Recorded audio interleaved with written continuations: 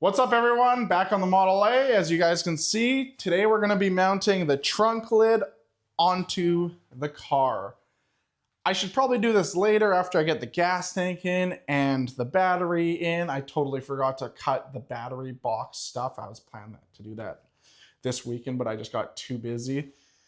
And I got these. Look at these things. They go past center, so that means the trunk will always seat. They're super cool. They're just a bit shitty. They got rust on them. They're cool. The guy that I actually got the headlights and the tail lights, I sent him a message. I was like, hey man, you got any trunk hinges that I could use? And he's like, actually I might. Sent me photos of these the next day, gave me a really good deal on them. I'm super happy, super stoked. And yeah, after that, because I think that won't take too long, I'm just going to show you guys some tricks on how I'm going to mount it, and that should help you guys mount stuff in the future. Hope you guys are enjoying. The car's almost there. I'm trying. I'm just helping my parents move in my old shop. Like, my parents have been in the house for 23 years. Well, I've been there too. And they recently sold it, so everything accumulating over the last 20 plus years, we have to go through and scrap, and we've already done 2 truckloads of scrap and it still doesn't look like we've done anything. So a lot of my time has been doing that, and I haven't been able to put a lot of time in this thing. But next month is when we completely have to be out. So after that, I'm going to be full on this again, and that will buy me time. But it's been a lot. Let me know in the comments your guys' moving stories, because it's something. And you go through it all and you're like, oh, there must be a lot of gold here. Like, yeah, there's a lot of good stuff, but like, I'm at the point where I'm just like, in the bin, see ya, garbage, sayonara. Okay, let's get back onto the car, because that's what we're here for. Okay, so what we'll do first is place the trunk on here, hoping there's nothing in there, and don't squish your fingers, because that's what I just did. This, like this. This has to bend a bit for that to come out like that. And that looks pretty good. The top has to come up. I don't know if you guys can see, but this has to come up a bit. About there, I would say. Oh.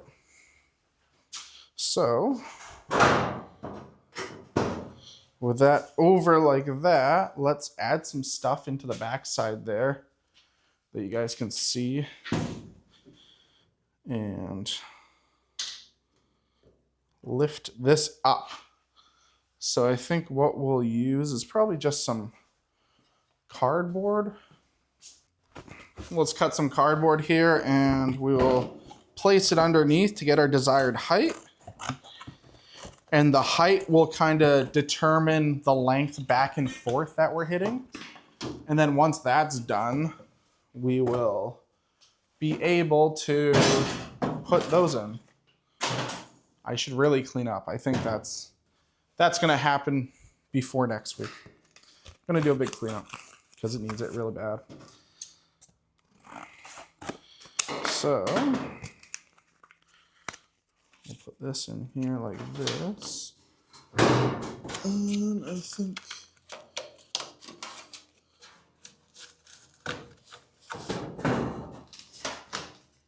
look at that, that's nice and flush there.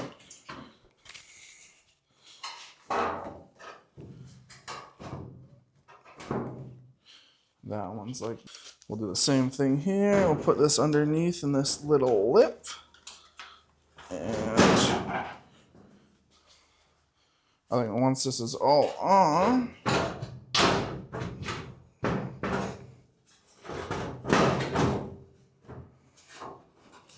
think this needs to be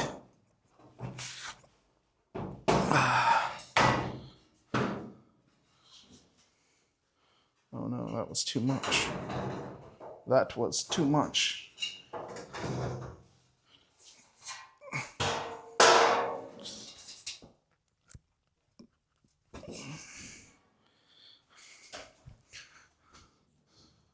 What I really need is a shrinker stretcher so I can finesse a little bit of this and just, I went a bit too much just now, so I'm gonna have to figure out how to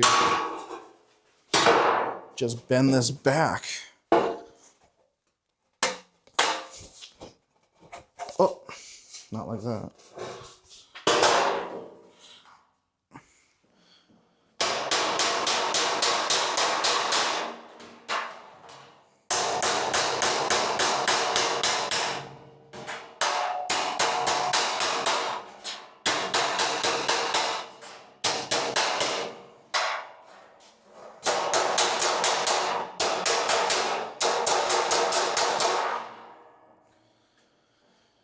I've been wanting to buy a shrinker stretcher like for a while now, but I think this just kind of did what I need to buy one now. Because I just screwed this up a lot.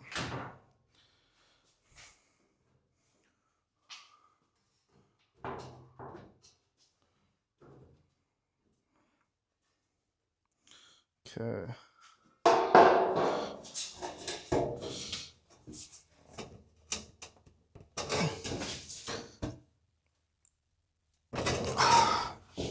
Same place. I don't know. Okay, so as you guys can see, this kind of crumpled up a little bit, and that means that is obviously going to be a bit smaller because it crumpled a bit. So if you guys see here, this will technically be probably a bit too much now. As you can see there. Let's flatten it out a little bit.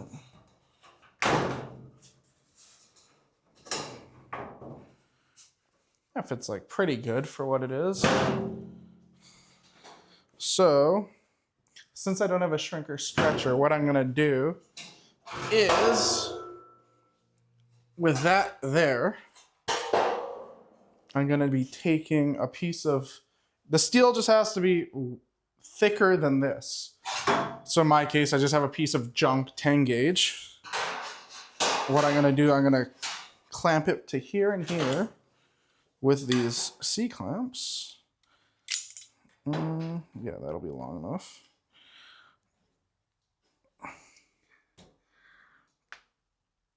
One there. And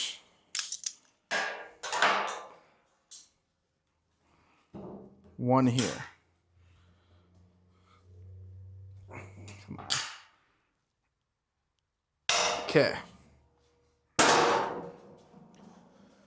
So now what we have a thicker piece of steel here, and we have a little crevice hump here, and that's kind of where the material, the extra material is that we need to shrink is. Since we don't have a shrinker stretcher, we have to kind of do this manually. So what we're gonna do is, now that this piece of thick metal here, this is 12 gauge or 0.120 inch, we're gonna hammer this flat here. And what this allows to do is, this is gonna keep this where it needs to be and this where it needs to be. And this here will come into the sides and kind of shrink as a whole. So what we're gonna wanna do is hit the middle down first until it kind of like implodes into itself. And that kind of will secure the outside. And then we'll just hammer the rest flat. And then that's pretty much the process of shrinking. There's many ways to do it. You can go check out Make It Custom. Karl goes over it tons. But I'm going to use those learned skills and I'm going to do it here. So I think this will probably be the best angle for you guys. Let's take this piece of 1 inch thick flat bar. I'll use this as the dolly. And I'm just going to put it underneath. Step on this. And I'm just going to hammer it down.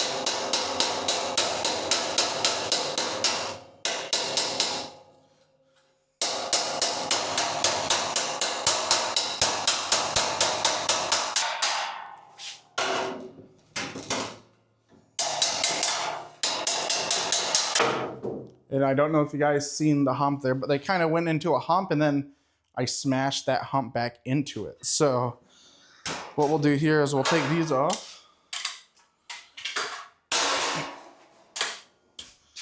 Hopefully, if it worked, it'll be where it needs to be.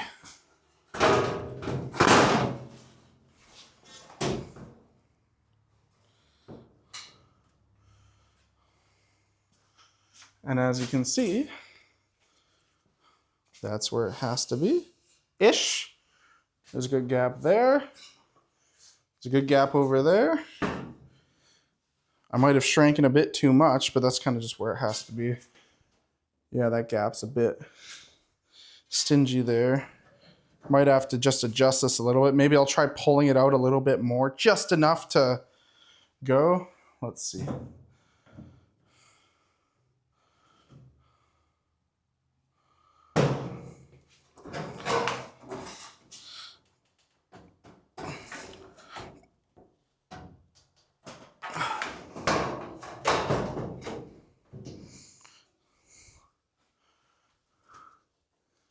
That cap is a little bit better. I think this is just kind of the way it's gonna be. It's not gonna be perfect, because it's not. Let me add some more stuff over here. And then I think we'll be pretty good to like just start our layout at least. Okay, so we got it fitting pretty much as good as it's gonna be without the proper tools. That's pretty flat. So now what we're gonna do is we're gonna take the construction paper that I usually use, and I'm gonna put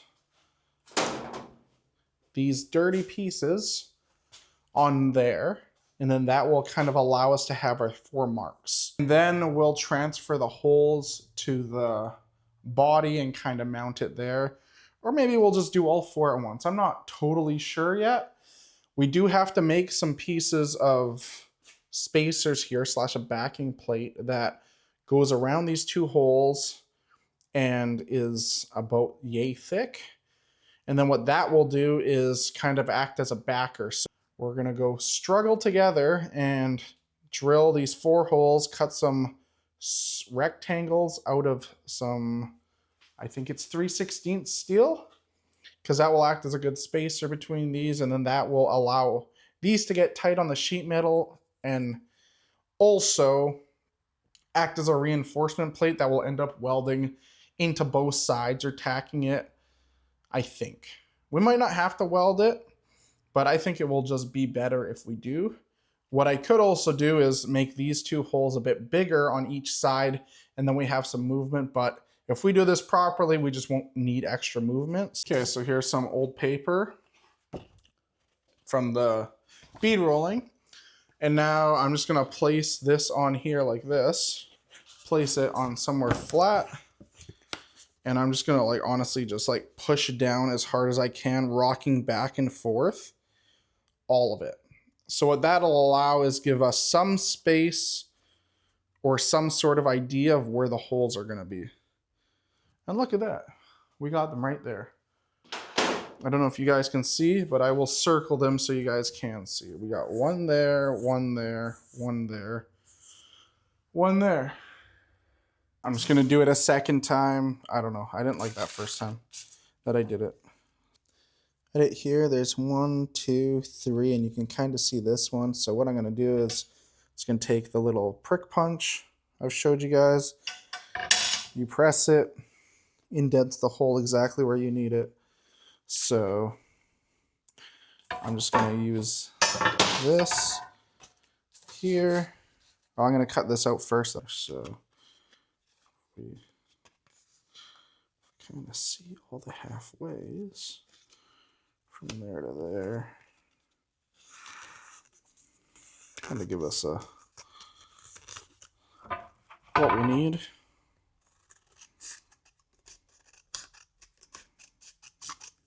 I could probably do these back pieces of 14 gauge or something similar, but if I did that, then it won't be enough to actually fulfill this gap, and we need to do that. So that's why it's being so thick. So here we are with this. Make this a little nice. You can kind of see here, kind of cut it off here and here. We'll put the holes there.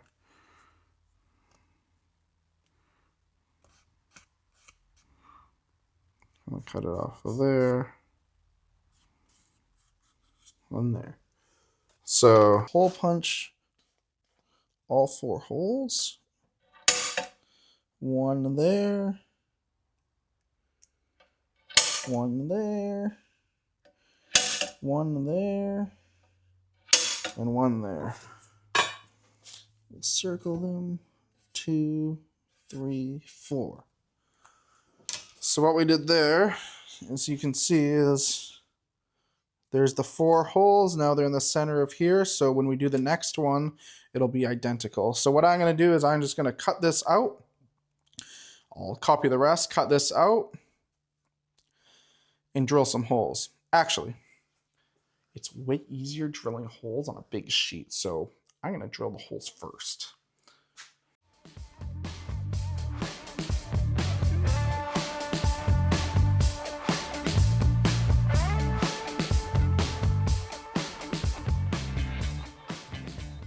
I tell you, Anchor Lube, they sent me this, and man, I will never use a different drilling helper, agent, fluid, tapping fluid, whatever. Like, this stuff doesn't smoke, it's thick, it's available everywhere, it's Anchor Lube.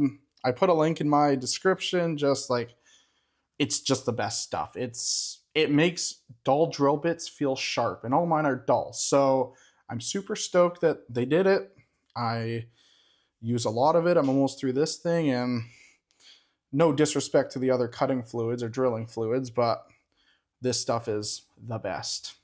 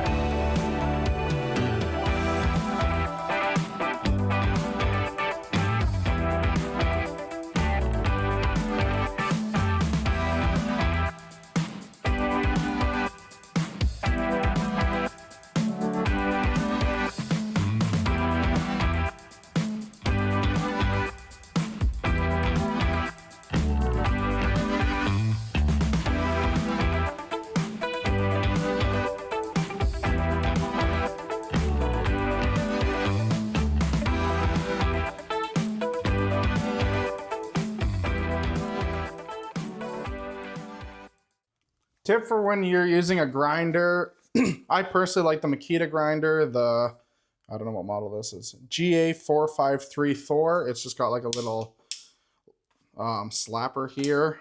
Doesn't stay on. I like this one for when I'm cutting, because if it gets caught and goes away, it just doesn't stay on, it just gets caught. But also, I find that the Makitas spin the right speed. The Bosch ones spin too fast. I think the Milwaukee ones that I've used, they're pretty good. They're a bit too slow. The discs, I find, just don't like it. I haven't never used a DeWalt one. I haven't used any other brands. I usually just stick with Makita for the corded grinders because they spin at the perfect speed to have a cutoff wheel. And when you're cutting with a cutoff wheel, I always spend the money and get good ones. I don't get the cheap ones. What's your guys' experience on them? I just don't like them blowing up in my face. My glasses are actually safety glasses crossed with normal. They have the expensive lenses in them. But I find these ones last longer. It's kind of like the abrasive discs. I always try to use 3M because the amount that you actually use them compared to how long the bad quality ones last, you get 3 times as much out of the good quality ones for only 25% more the price. So it makes up for it. But when you're cutting, you turn on the grinder and you'll find a sweet spot of cutting. You'll just be like, okay, this is the perfect amount of applied pressure to it, and just follow it. I usually do one careful grind line across the whole way that I'm grinding, and then it kind of just sets itself in place. I'll do one here to show you guys, but yeah, just apply. You'll have to play around with it. I've been doing this for years, but you'll hit that sweet spot of applied pressure and your disc will last longer. The metal won't get too hot. You won't wear stuff out, and it's just overall a better, rather than just jamming it through and just like cut it. Then you'll just watch your disc go from big to small, and then you'll have to be replacing them all the time. So just a quick tip and hints. I don't know, like, you guys have been doing it for a while or not at all, but the information spread around the world helps someone out, then it did its job. Here's what I mean. I just followed the line. Just do one or two passes back and forth. That kind of sets you a guide, and then just go slowly on it.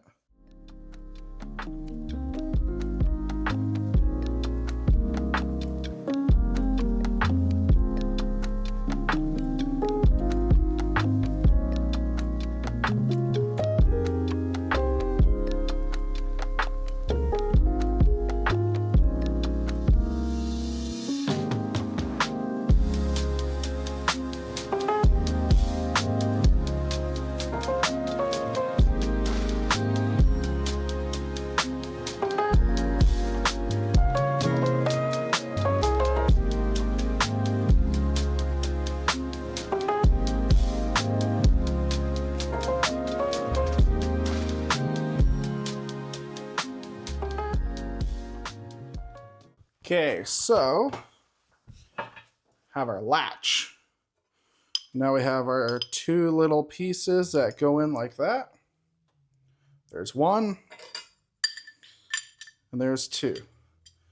So now these will allow us to sandwich the actual trunk lid and not just ruin the sheet metal. Then, you know what, I might just throw some tacks on here to there. Just the kind of set in place, some reinforcement, roughly where they pivot. That's there. Mr. Pivot, Mr. Pivot. Okay. So that's where that goes. We pretty much pivot along there. So we're gonna probably want to put these that close to the trunk, and then kind of have them on the other side, maybe. Kind of see. Maybe have these closer on the body side. I don't know. We're gonna go over there now and kind of take a look. So what I'm thinking is we'll just do them, I don't know if we should do them along the side here, or on the edge. I've been trying to think about where I'm gonna put them. I feel like the edge is kind of tacky, but also that's where the most support is. So if you're gonna do it, kind of do it there. But also, like, I think it kind of looks better there. So I'm not sure. I think we're gonna end up doing it there because that looks better. Honestly, like, I want to put it there, but I think right there is probably where it's gonna go. That one's too short, so we're gonna do this one. So let's find the middle of this. So that's, wow, 4 inches on the dot. So we're gonna mark off 2 inches. 2 inches right there. So that's gonna be our line. So we're 9 and 20. I don't know what 20 is, but so 7 and 20. That's where we are there. And from the edge here, we're 7 and 28.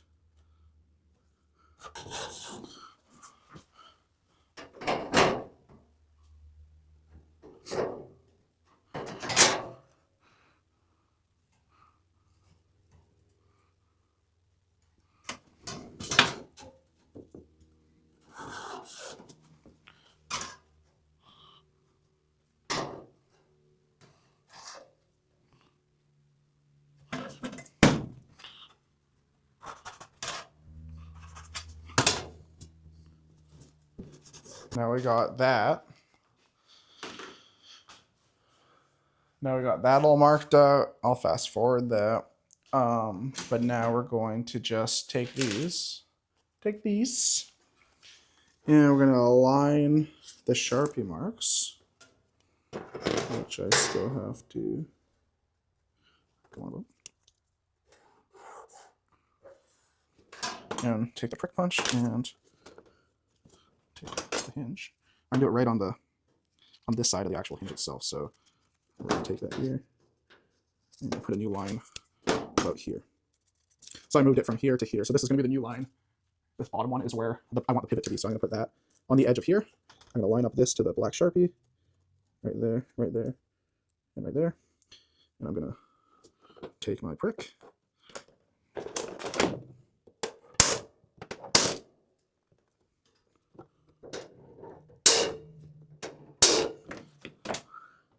And I'm gonna do the same to that side. What I'm gonna do again is we're gonna do my favorite. We're gonna do a little 1/8 inch drill hole in all 4 holes on each side, and then I'm gonna do the big drill bit.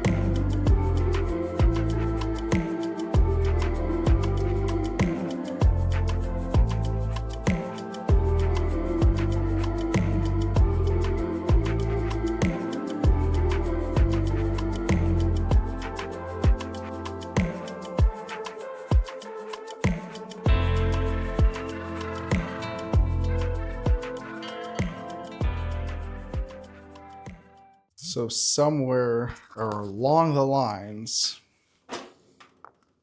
I screwed up. So this one I screwed up because I didn't realize this folds like this and then comes out here. That's my bad. But I moved that back and then I remeasured. And then now those fit. Like once those are screwed in, those will fit. But I'll have to recut these flush with here because obviously that's going to hit there. But then now these here are not fitting at all. So you can see like that, that's okay. Now when these are hitting, that is not good. So I'm gonna have to slot these even more than they already are or something, because that's pretty bad. So they have to move quite a bit. Let's get a pen and see. Where these have to go. The center one is like there and there. So I don't have to come back that much. I'll probably just drill another hole and slot both, but that sucks. I wonder if this side's the same. I'll have to do that front one a little bit more. And yeah, that's pretty much the same too, so let's slot these as best we can, and luckily we have these to weld in.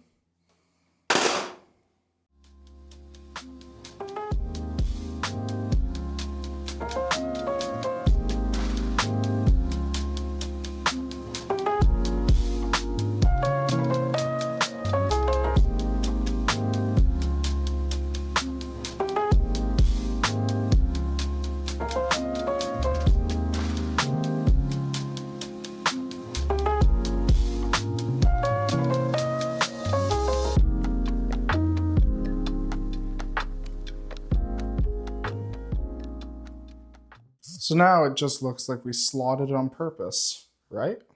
Yes, we totally did that on purpose. For adjustment, we're just gonna adapt these two to fit. So what I'm gonna do is I'm just going to cut along here because we know here it kind of like butts up towards there.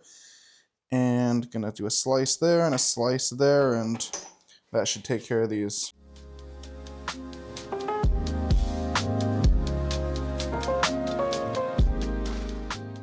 What we're gonna do here is we'll put this one in. We know this is the driver's side because one side has a seam. You can see there, you can kind of see where the pin is, and this side doesn't.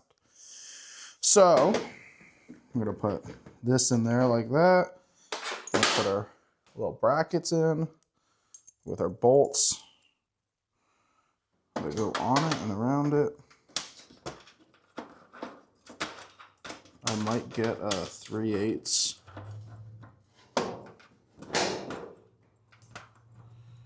washer maybe later, but right now that's in there.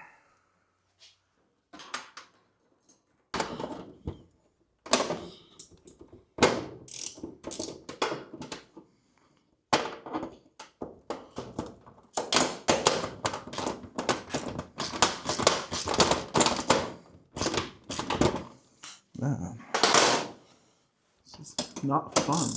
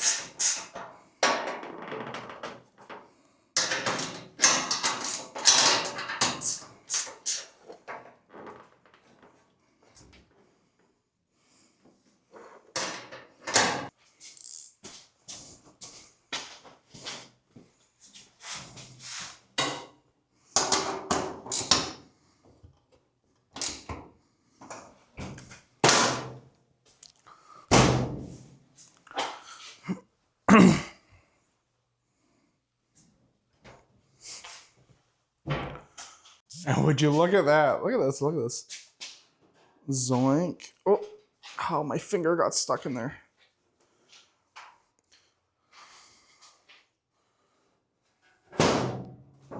not perfect, but we still got to do inner structure and stuff. But I am so stoked.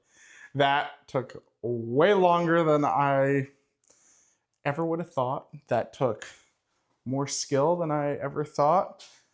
I'm glad that that screw up happened because it allowed me to move this back and forth, which allows us to have it sit over the edge.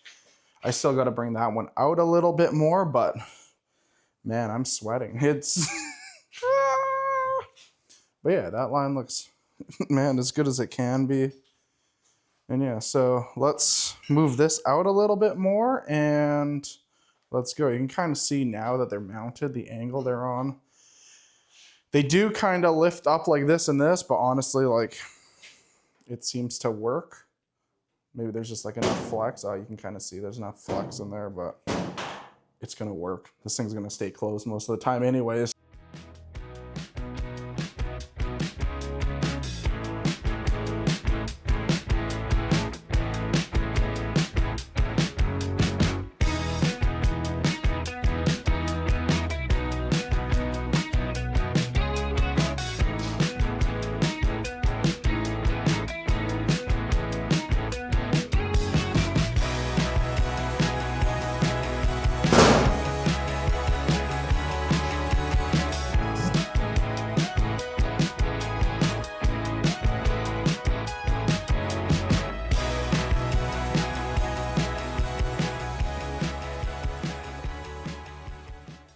So yeah, look at that. Ooh.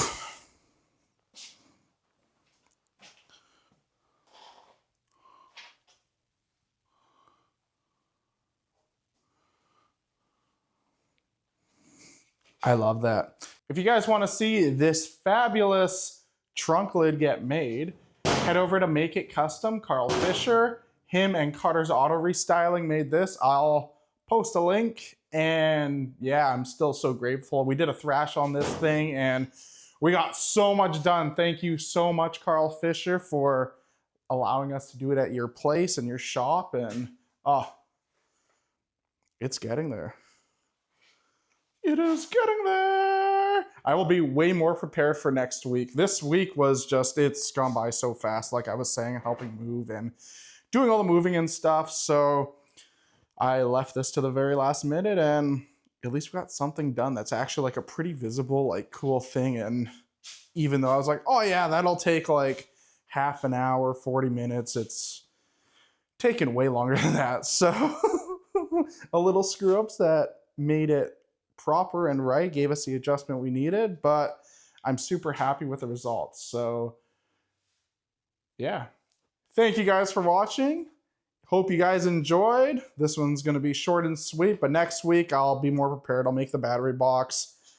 We'll do the little patch there. I'll give you guys an idea what we're going to do for a gas tank. I'm pretty sure we're going to be doing a steel box style gas tank out of 16 gauge steel.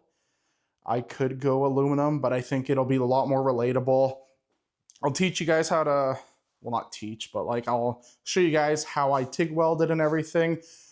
It's just gonna be a lot better. TIG welders are so cheap nowadays. You can go on Art Captain. I think they're like 200 bucks, 250 bucks Canadian. I'll get the battery box. I'll cut on the CNC machine. I'll do some little doodah cutting. And we'll plan out to get the gas tank situated and done for the following week. And then rebuild the front end. And then we'll be at my deadline. So we have to drive it by then. So I have to get Blake out here. We'll have to do the brakes and stuff. And yeah, sorry for ranting on. I'm just explaining everything for the next couple of weeks. And yeah, hope you guys enjoy Life with a Pepperoni. And I'll see you guys soon. See ya.